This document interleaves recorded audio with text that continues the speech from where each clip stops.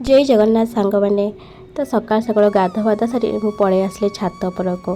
तो आज पाखर पंचक आरंभ होची आज पुणी बड़ एकादशी। तो मुझे आगे चौरा पाखे मुरुज पकईदेली। आम तो बाहर रोचे से आमर तो घरे तो तुलसी चौरा अच्छी से मो सासू पूजा कर पठे फूल आने यहाँ कौन गाँ होती फूल मिल एटा हूँ टाउन एटी फूल सका मिले मुझे कहली जी मिली पलि आस। तापर से टगर फूल नहीं पलि आसले मु आगे माँ को पाखे पूजा करदेली।